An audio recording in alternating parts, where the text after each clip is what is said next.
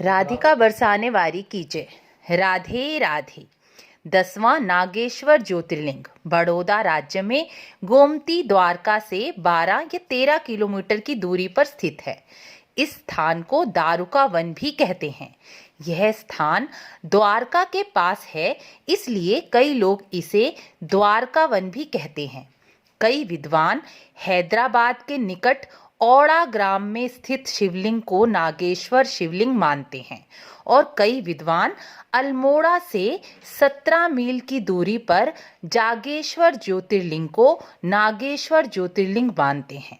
लेकिन शिव पुराण की कथा के अनुसार नागेश्वर ज्योतिर्लिंग द्वारका वन में स्थित है, यह सिद्ध होता है। शिव पुराण में नागेश्वर ज्योतिर्लिंग की प्राकट्य कथा कही गई है, वही मैं आपको सुनाऊंगी। लेकिन कथा शुरू करने से पहले मैं आपसे विनम्र निवेदन करना चाहती हूँ। यदि आप यह वीडियो देख रहे हैं तो कृपा करके पूरी देखें, क्योंकि मैं यहाँ 12 ज्योतिर्लिंगों की प्राकट्य कथा और महिमा सुना रही हूँ, जो शिव पुराण में कही गई है, जो स्वयं मैंने पढ़ी है। इन कथाओं में कोई भी मिलावट नहीं है। हाँ, बस कठिन शब्दों की जगह आसान शब्दों का प्रयोग किया गया है और कथा का भाव बताने की कोशिश की गई है।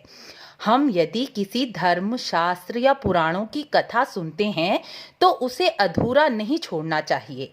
इससे दोष बनता है और पुण्य की जगह पाप लगता है। आप मेरी ही नहीं, किसी की भी वीडियो देख रहे हैं या उसमें पुराण या शास्त्रों की, धर्म शास्त्रों की कथा सुनाई जा रही है तो उसे अधूरा ना सुने। इससे पुण्य की जगह पाप बनता है, कर्म दोष बनता है। उसे पूरी सुने, पुण्य की जगह कर्म दोष ना कमाएं।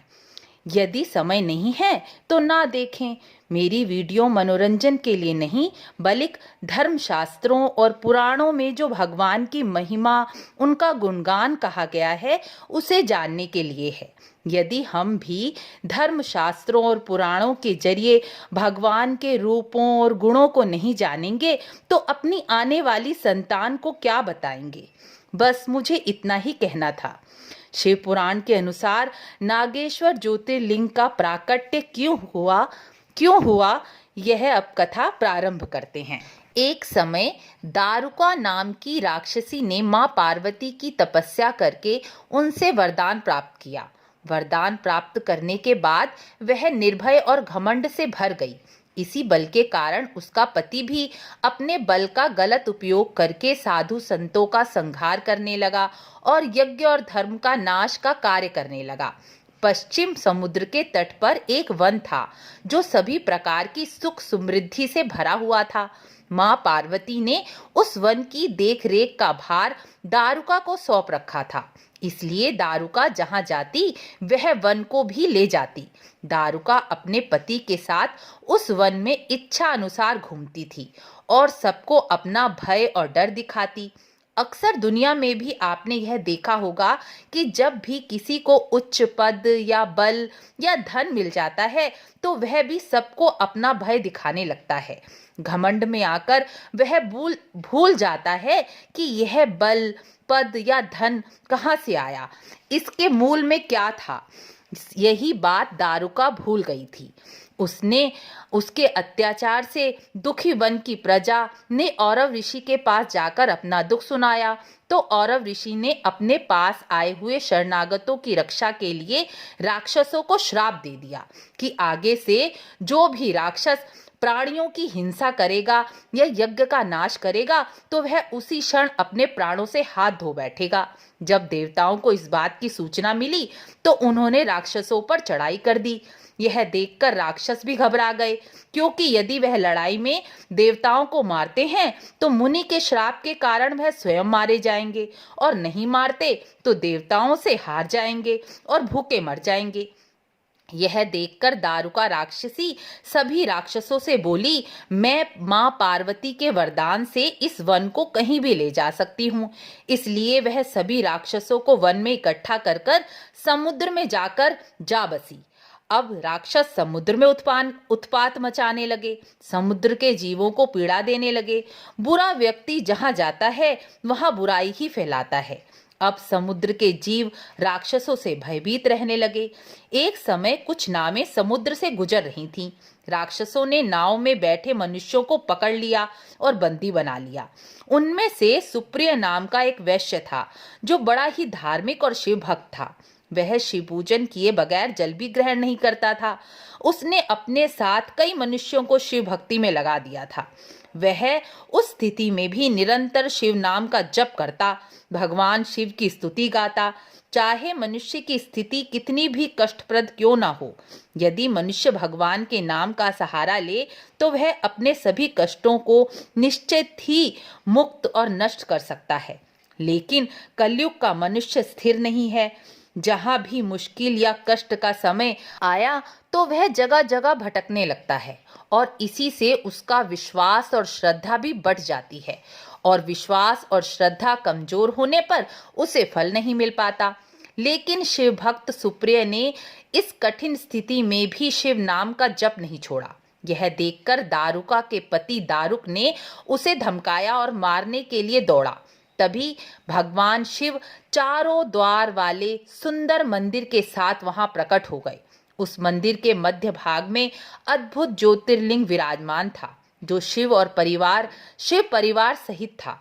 शिव ने राक्षसों का नाश करके सुप्रिय भक्त की रक्षा की और सुप्रिय को वरदान दिया, आज से इस वन में चारों वर्णों के धर्मों का पालन होगा। तमोगुणी राक्षस यहाँ नहीं रहेंगे। शिव धर्म का पालन करने वाले उपदेशक और प्रचारक ही यहाँ निवास करेंगे।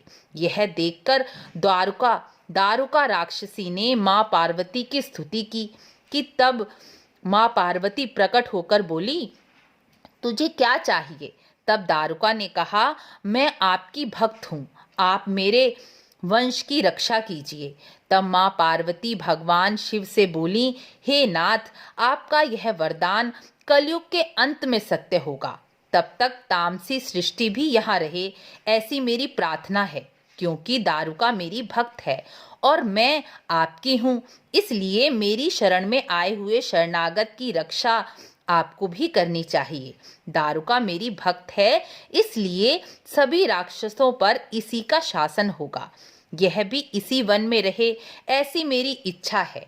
यह सुनकर भगवान शिव बोले, प्रिय, यदि तुम ऐसा चाहती हो तो मैं भी यहाँ अपने भक्तों की रक्षा और पालन करने के लिए नागेश्वर ज्योतिर्लिंग के रूप में सदा यहाँ निवास करूँगा, क्योंकि मैं अपने भक्तों को अकेला नहीं छोड़ता। जो भी मनुष्य अपने वर्ण धर्म का पालन करते हुए मेरा दर्शन और पूजन करेंगे वह धनवान होंगे और चक्रवर्ती राजा बनेंगे। कलयुग के अंत में और सतयुग के प्रारंभ में महासेन का पुत्र वीरसेन राजाओं का भी राजा होगा, और वह मेरा भक्त और अत्यंत पराक्रमी होगा। और जब वह यहाँ आकर मेरा दर्शन करेगा तो दर्शन करते ही वह चक्रवर्ती सम्राट बन जाएगा।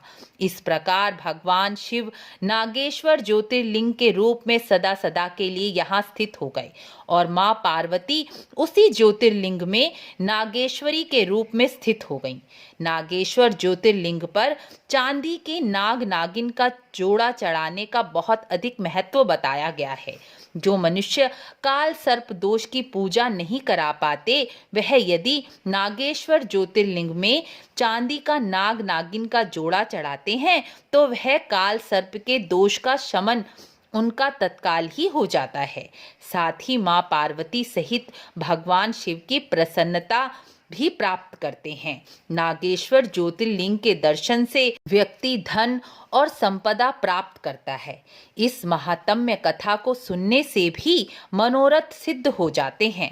आपको नागेश्वर ज्योतिर्लिंग की प्राकट्य कथा अच्छी लगी हो तो चैनल को लाइक, शेयर, सब्सक्राइब अवश्य करें। मिलते हैं अगली वीडियो में। राधे राधे।